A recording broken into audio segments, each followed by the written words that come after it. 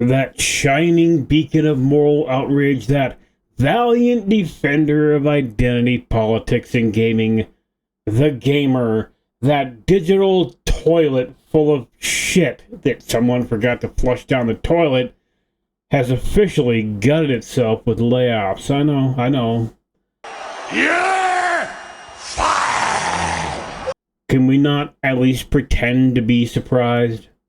Because apparently, though, screaming at people for playing Hogwarts Legacy doesn't make you a profitable company. Who knew that would be the case? But anyway, let's take a little trip down memory lane, shall we? With wonderful article titles like Hogwarts Legacy Made Us Ignore Transphobia.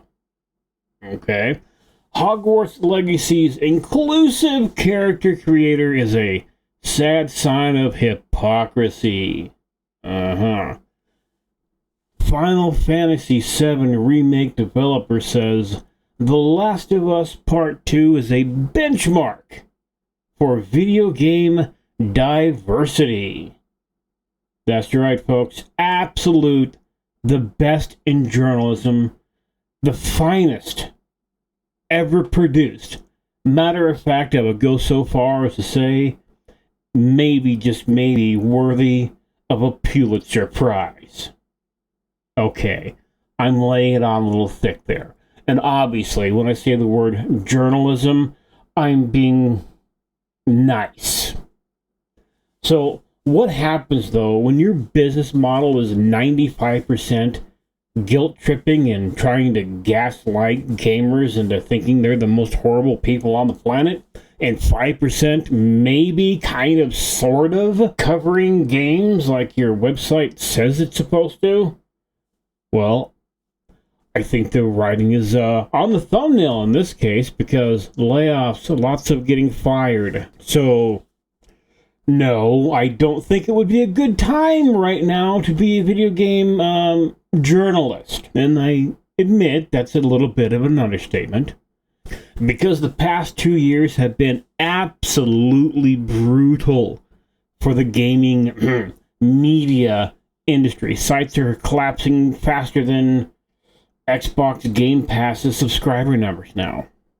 So according to VGC, over 1,200 gaming journalists have left their profession since 2023. And that's just the ones who admit that they were actually a gaming journalist. Meanwhile, though, the wider games industry has lost over 1,400 people in 2024 alone. So when a publication or website like The Gamer, built entirely on moral outrage and bad SEO, gets hit with layoffs, it's not exactly a mystery or a surprise. I know, it's like saying, wait, you mean people don't want to be lectured about their childhood nostalgia? They just want to play games? The games they paid for without being called a bigot or a phobe of some kind? I know, it's amazing. Who could have ever thought that would be the case? But come on. Let's be transparent here. Let's be honest. The Gamer was and has never been about games. It's always been about ideology, about telling you that if you play the wrong game, you're personally responsible for every injustice on this big, beautiful blue marble we call our home, Earth. They deem themselves the self-appointed moral police of gaming. Kotaku 2.0, if you will, with a fraction of the traffic and, well, none of the self-awareness, even if Kotaku has very little of that anyway. During the Hogwarts Legacy boycott fiasco, The Gamer went all in. Every other article was about why you shouldn't buy it, why you shouldn't play it, because it hurts the transmission community, even though there was a manual transmission character in the game. And, of course, why supporting the game makes you worse than the one who shall not be named. And what happened? The gamer lost readers while Hogwarts Legacy outsold Call of Duty. I'm going to repeat that. They lost readers while Hogwarts Legacy outsold Call of Duty.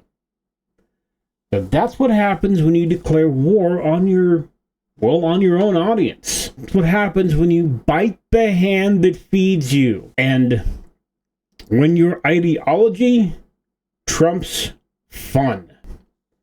So let me ask you a little question. When's the last time you, as a gamer, said, you know what I love about video game journalists? The fact that they give me a sermon every time they write an article. Never? I'm going to assume you've never actually said that out loud. You've never gone and read an article and went, oh wow, I guess the fact that I like these particular things makes me a bad person. Oh darn, I'm not going to play this game now. No?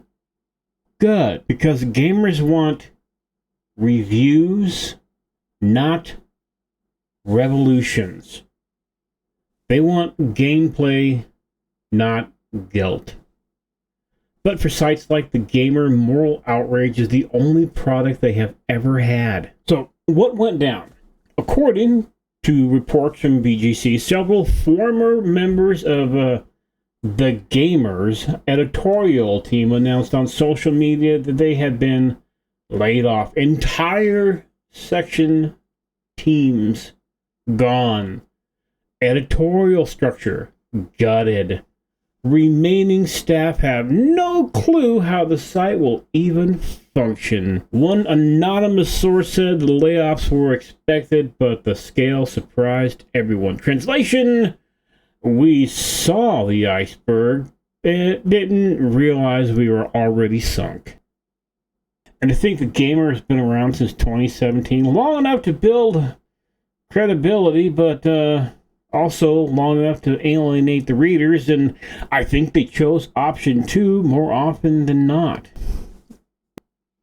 But you know, maybe they can pivot. Maybe they can open a coffee shop called Woken Broke. Bring your own coffee grounds, blah, blah, blah. Or oh, I know. They can start a podcast and they can call it the It's Totally Not Our Fault, You Nasty Bigots. It'll be almost as big as Joe Rogan. But come on, let's be real here. The Gamer is just one symptom of a much bigger disease in gaming media. For years, these outlets have acted like they were culture warriors instead of, well, journalists. They replaced critical thinking with critical theory. They stopped asking, is this game good? And started asking, does this game properly represent our approved intersectional matrix? And here's the kicker. Audiences noticed. Gamers got tired of being told they were the problem. So they went to reviewers who still, actually play the game. People like you.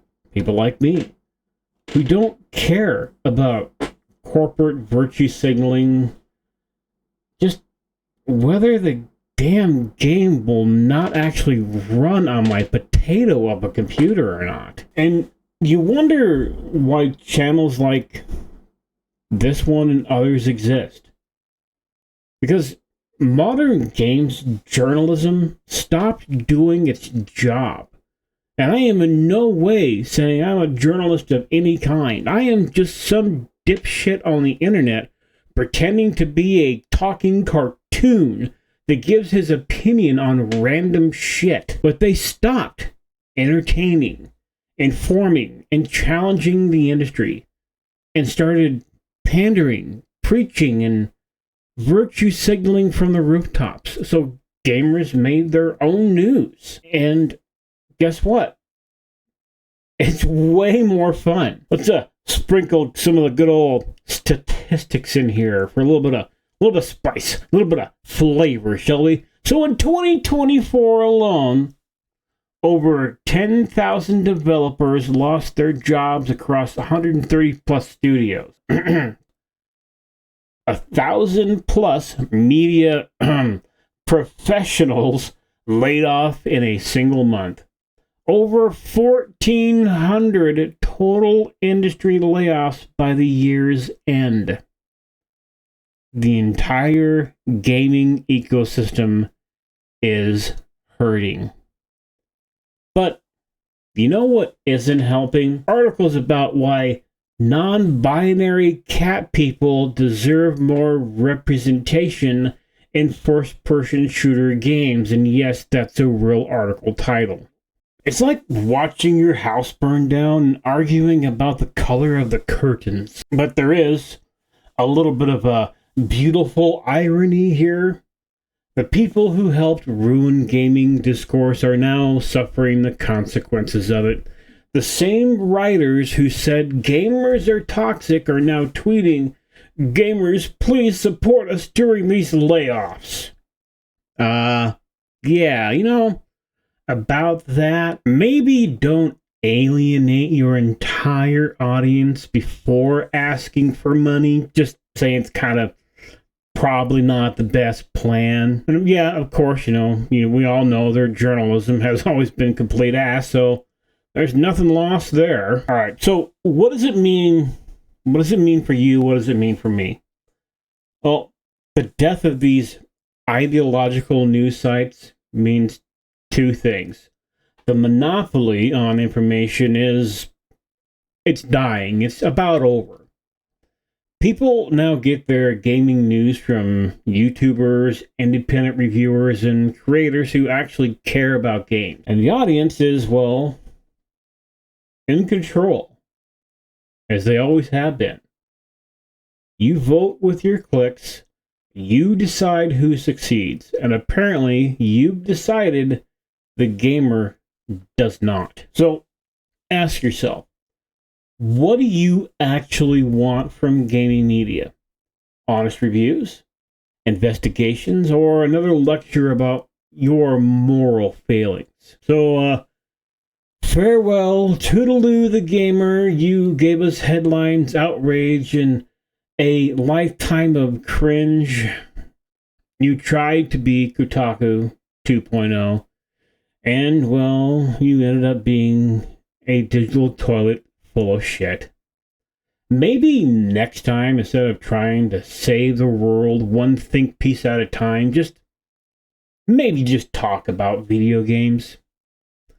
Because at the end of the day, gamers don't want propaganda. They want passion for gaming. But hey, maybe that's just me. What do you think? Are we witnessing the well-deserved extinction of bad gaming journalists, or the slow death of an entire gaming industry? Do me a favor and drop your thoughts below. I do read all of them. Smash the like button, subscribe for more of my catastrophic takes, and hit the bell for the whole notification thing. Thank you for watching, and remember, play games and not politics. Bye-bye.